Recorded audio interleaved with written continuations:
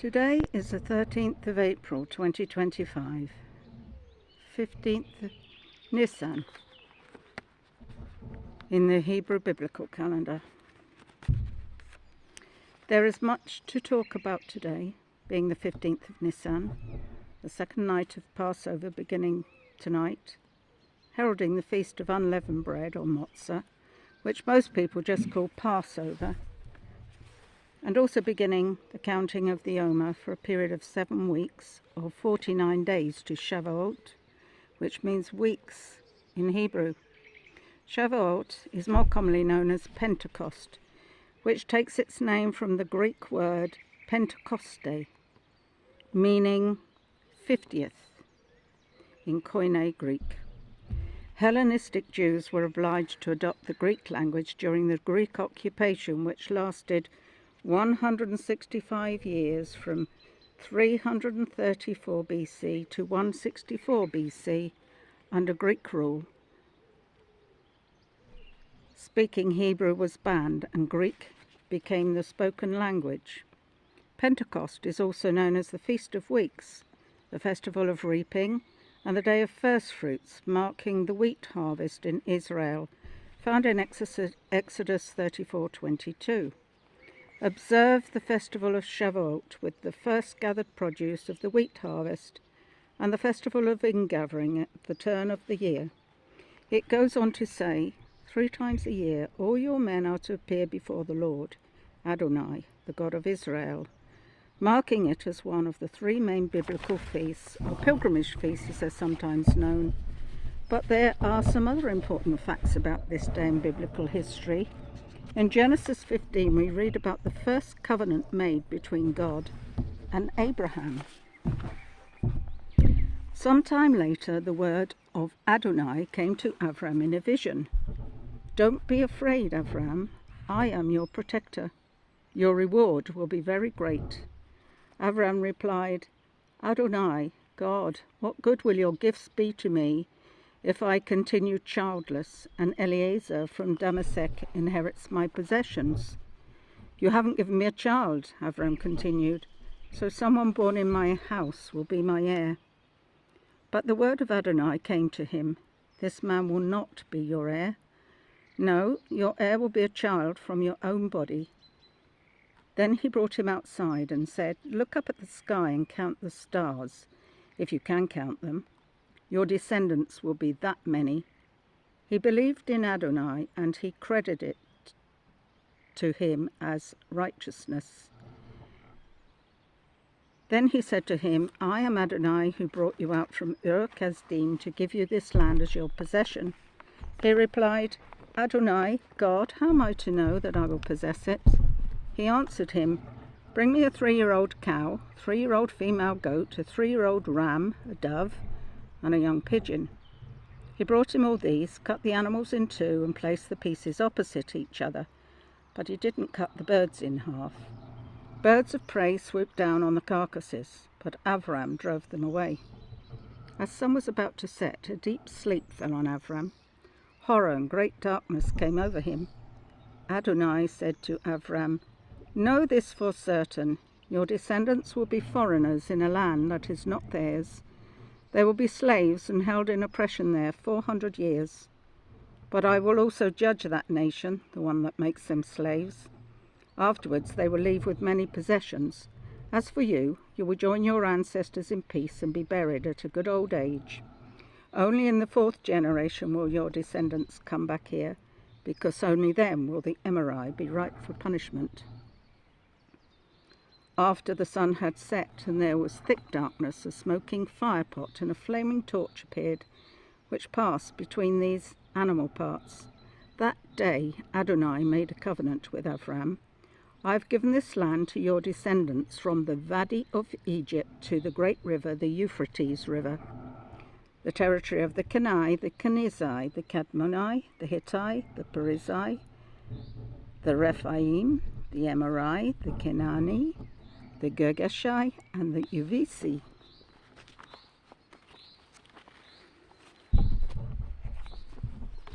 But there were other things that happened on this day in history. It is also the date of Isaac's birth. and later on the day that Jacob wrestled with the angel, his name being then changed to Israel. The three great patriarchs of Judaism, Christianity and Islam all therefore fall under the category of first fruits. There are no coincidences when it comes to God, but it doesn't end there. It is also the date that Moses met with God at the burning bush, as told in Exodus 3, 1-22. Now Moshe was tending the sheep of Jethro, his father-in-law, the priest of Midian, leading the flock to the far side of the desert. He came to the mountain of God, to Horeb. The angel of Adonai appeared to him in a fire blazing from the middle of a bush. He looked up and saw that although the bush was flaming with fire, yet the bush was not being burned up. Moshe said, "I'm going to go over and see this amazing sight and find out why the bush isn't being burned up." When Adonai saw that he had gone over to see, God called to him from the middle of the bush. "Moshe, Moshe," he answered. "Here I am." He said, "Don't come any closer. Take your sandals off your feet, because the place where you are standing is holy ground. I am the God of your father," he continued, "the God of Abraham, the God of Yitzhak, and the God of Yaakov." Moshe covered his face because he was afraid to look at Adonai. God said, "I've seen how my people are being oppressed in Egypt and heard their cry for release from their slave masters, because I know their pain. I've come down to rescue them from the Egyptians and to bring them up out of that country to a good and spacious land, a land flowing with milk and honey, the place of the Canaani, Hittite, Amorite, Perizzite, Hivite, and Yevusi. Yes, the cry of the people of Israel has come to me, and I have seen how terribly the Egyptians oppress them. Therefore, now, come, and I will send you to Pharaoh, so that you can lead my people, the descendants of Israel, out of Egypt." Moshe said to God, "Who am I that I should go to Pharaoh and lead the people of Israel out of Egypt?" He replied, "I will surely be with you. Your sign that I have sent you will be that when you have led the people out of Egypt, you will worship God on this mountain." Moshe said to God, "Look, when I appear before the people of Israel and say to them, 'The God of your ancestors has sent me to you,' and they ask me, 'What is his name?' what am I to tell them?" God said to Moshe, "Ehyeh Asher Ehyeh. I am, will be what I am, will be," and added, "Here is what to say to the people of Israel. Ehyeh, I am or I will be, has sent me to you." God said further to Moshe, "Say this to the people of Israel. Yud-Heh-Vav-Heh, Adonai, the God of your fathers, the God of Abraham, the God of Yitzhak, and the God of Yaakov, has sent me to you. This is my name forever. This is how I am to be remembered generation after generation. Go, gather the leaders of Israel together and say to them, 'Adonai, the God of your fathers, the God of Abraham, Yitzhak, and Yaakov, has appeared to me and said, I've been paying close attention to you and have seen what is being done to you in Egypt. And I've said that I will lead you up out of the misery of Egypt to the land of the Canaani, Hittite, Amorite, Perizzite, Hivite, and Yevusi, to a land flowing with milk and honey. They will heed what you say. Then you will come, you and the leaders of Israel, before the king of Egypt, and you will tell him, Adonai,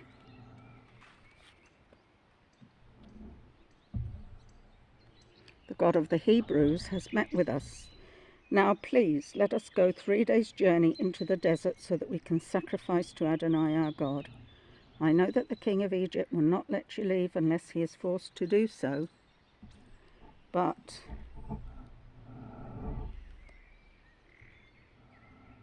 I will reach out my hand and strike Egypt with all my wonders that I will do there. After that he will let you go. Moreover, I make the Egyptians so well disposed toward this people that when you go, you won't go empty-handed. Rather, all the women will ask their neighbors and house guests for silver and gold jewelry and clothing with which you will dress your own sons and daughters. In this way you will plunder the Egyptians. Moses was 80 when he met with God, and as we know, he died at the end of 40 days in the wilderness, being 120 years old. God keeps his promises. And of course, we know that God indeed kept his promise made that day, and the Exodus took place 1 year later, also on the 15th of Nisan, making the people of Israel a kind of first fruits too. But today Christians are celebrating the start of the Catholic Holy Week, starting with Palm Sunday, and palm branches, or the equivalent of, are waved in church as a welcome gesture honouring Christ, having ridden into Jerusalem on a donkey, originally the 10th of Nisan, as I explained in a previous video.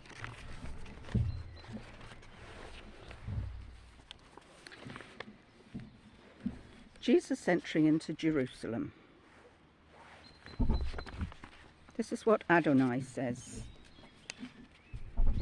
Rejoice with all your heart, daughter of Zion. Sing out loud, daughter of Jerusalem. Look, your king is coming to you. He is righteous and he is victorious. Yet he is humble. He is riding on a donkey. Yes, on a lowly donkey's colt. You can read that in Zechariah 9:9. But also we read in Jeremiah 62:11, say to the daughter of Zion, see, your salvation comes. See, his reward is with him, but his work lies ahead of him. The word for salvation here is Yesha, the name of Yeshua, without the Vav. 3 of the letters of God's name, the Yod, the Hey, and the Vav. Context. Zechariah made this prophecy in 518 BCE,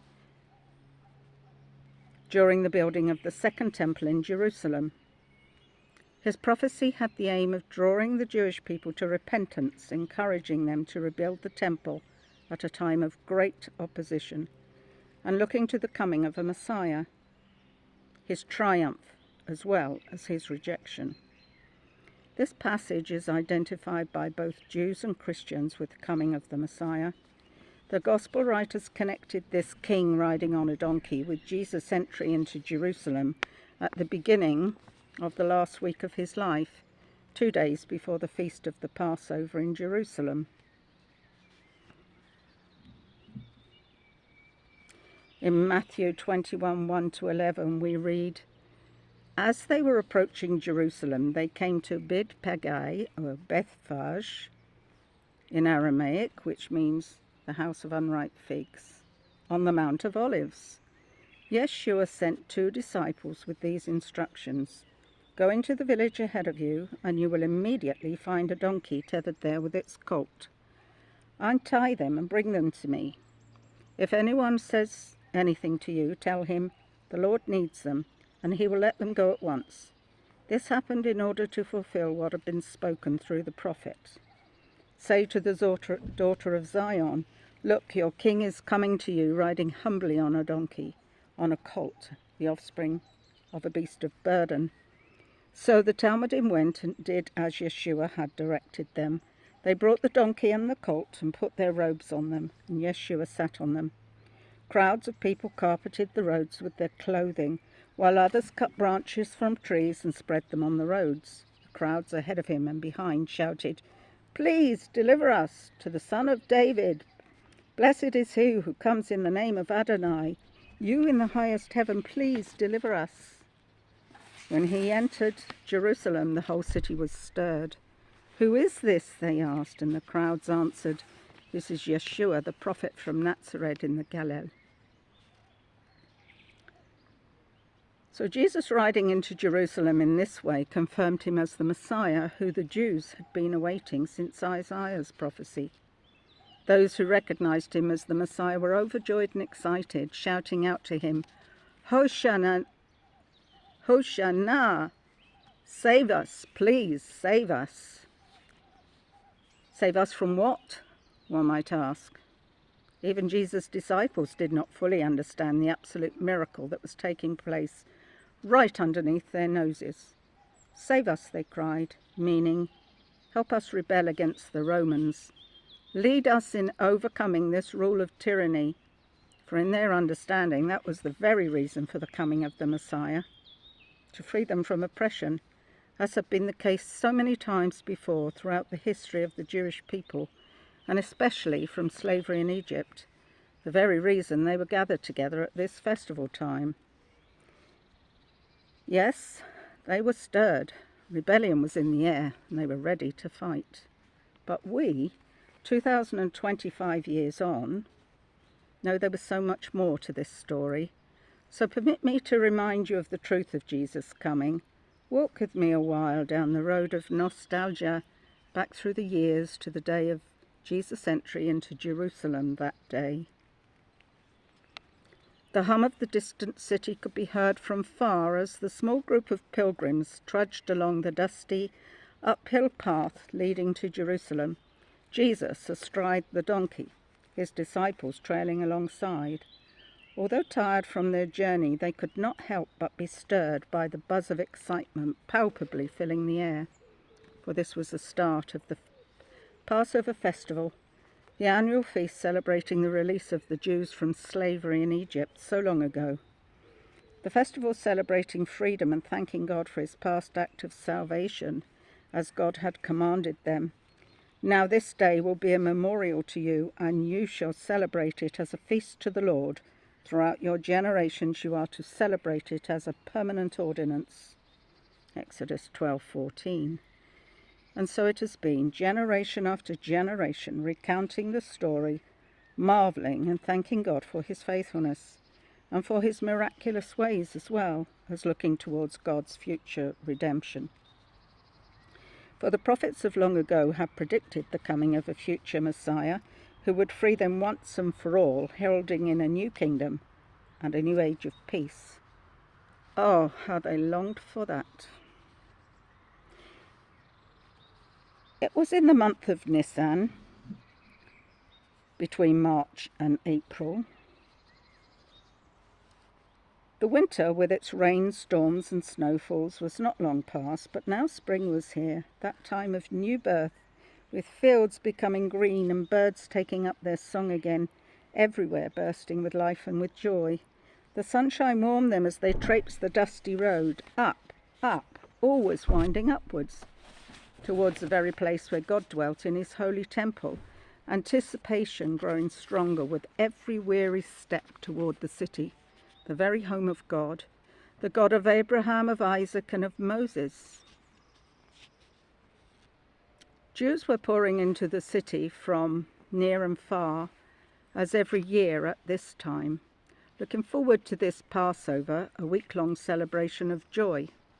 Those who had already reached the city were milling about, excitingly greeting old friends and family, making preparations for what was to come, and always the hope of the promised freedom was in the air, for the coming of the promised Messiah would again free them from oppression, this time from the Romans with their burdensome rules, regulations, restrictions, and crippling taxes. It was into this atmosphere that Jesus rode. But not everyone was overjoyed at his arrival.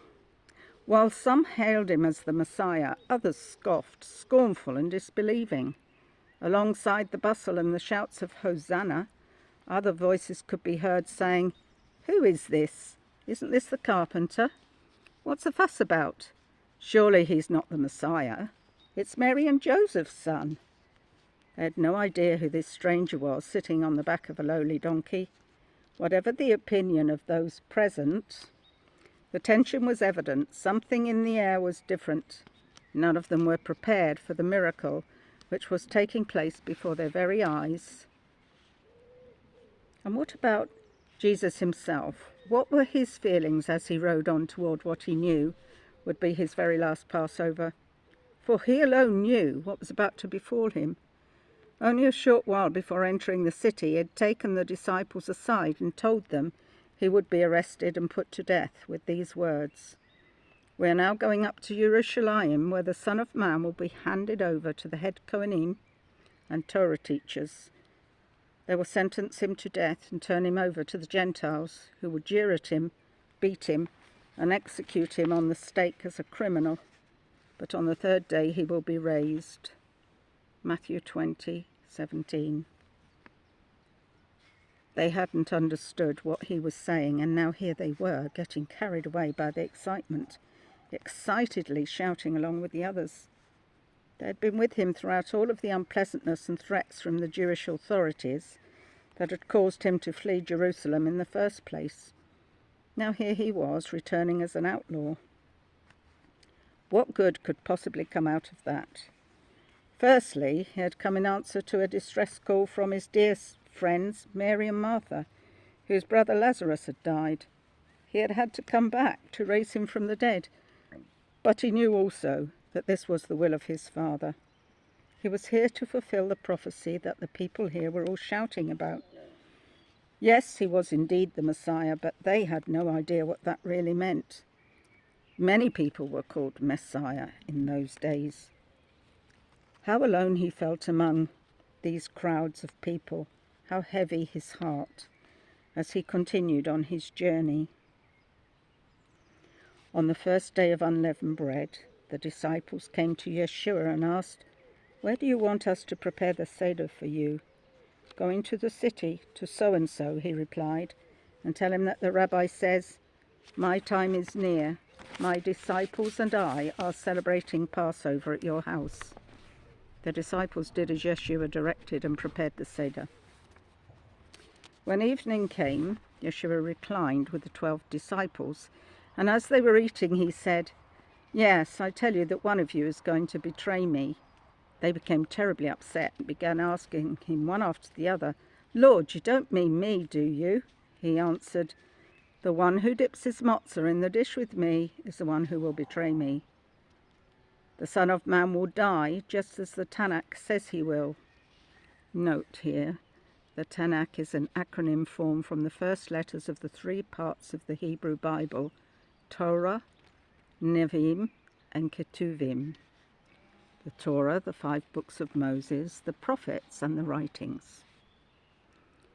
Hence, the Old Testament rendered scripture, or it is written in most translations of the New Testament.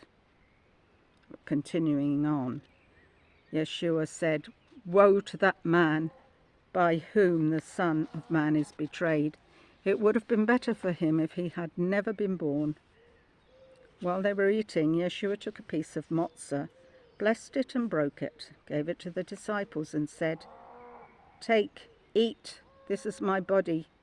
Also, he took a cup of wine, blessed it, saying, "Blessed are you, Lord our God, King of the universe, creator of the fruit of the vine," and gave it to them, saying, "All of you, drink from it, for this is my blood which ratifies the new covenant, my blood shed on behalf of many, so that they may have their sins forgiven. I tell you, I will not drink this fruit of the vine again until the day I drink new wine with you in my Father's kingdom."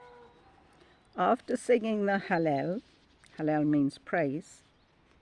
Since this was a Seder, the hymn being sung must have been one of the Hallel psalms recited at festivals, Psalms 113 to 118 and Psalm 136. After singing, they went out to the Mount of Olives. Yeshua then said to them, "Tonight you will all lose faith in me, as the Tanakh says. I will strike the shepherd dead, and the sheep of the flock will be scattered." Zechariah 13:7. "But after I've been raised, I will go ahead of you into the Galilee."